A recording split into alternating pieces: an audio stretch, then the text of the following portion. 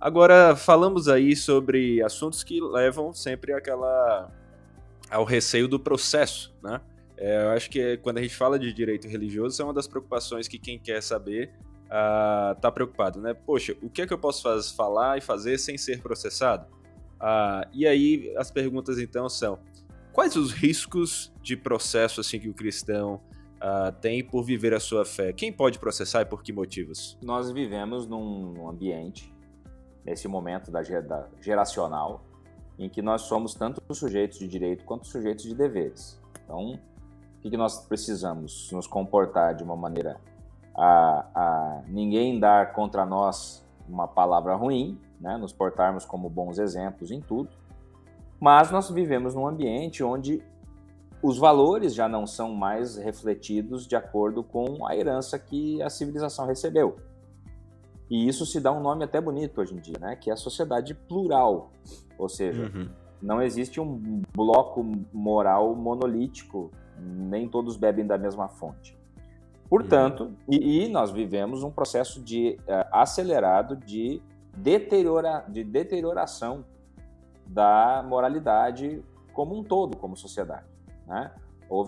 Tem acontecido uma fragmentação muito grande dos valores, uma oposição de grupos que são colocados de maneira antagônica uns contra os outros, e dessa forma as coisas que antes eram senso comum cada vez mais não são, né? E há quem diga que isso é evolução. Então é um grande problema.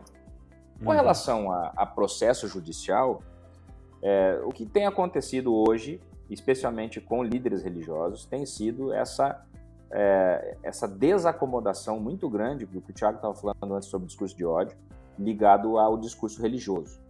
Né? E isso acontece, muitas vezes, por um desconhecimento do judiciário a respeito da autonomia do direito religioso, Saul. Eu vou te dizer. Por exemplo, uma pessoa faz uma fala a partir de um pressuposto religioso, um discurso religioso. Só que o interlocutor, ele está fora do ambiente religioso e ele entende aquilo como algo ofensivo. Quer pegar um exemplo? Um pastor fala que no contexto do lar, a mulher deve ser submissa ao seu marido. Aí, uma pessoa de fora diz: veja, esses fundamentalistas estão discriminando as mulheres, dizendo que elas são inferiores e devem estar submissas ao marido. Então pode ir lá e buscar o Ministério Público, poderia entrar com uma ação civil pública contra a igreja ou o pastor, ou seja lá o que for, com relação a isso.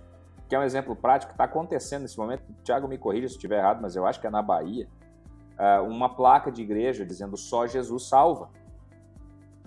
Uma placa de igreja dizendo só Jesus salva foi alvo de uma ação civil pública do Ministério Público, dizendo que ela não pode colocar que só Jesus salva. Isso está acontecendo.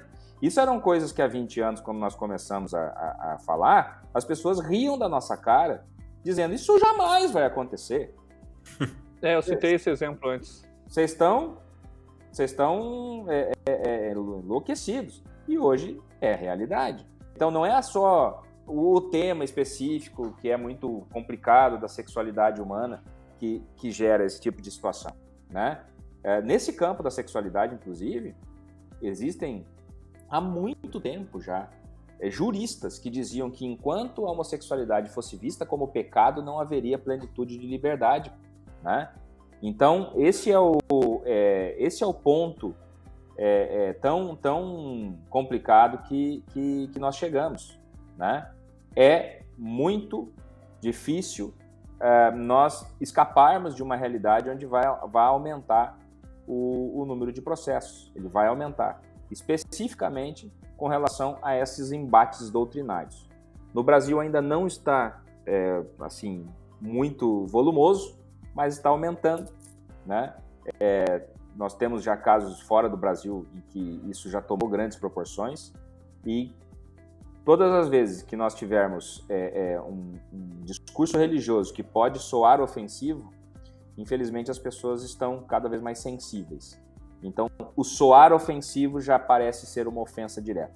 e isso pode gerar contencioso judicial, processo judicial. Isso, respondendo a tua pergunta específica sobre que processo a pessoa pode sofrer por exercitar a sua fé, né? Então, um médico que faz uma objeção de consciência para realizar um aborto, por exemplo, por motivo religioso, isso pode gerar um tipo de problema, né? Ou que não quer fazer uma transfusão de sangue por conta de motivo religioso, né?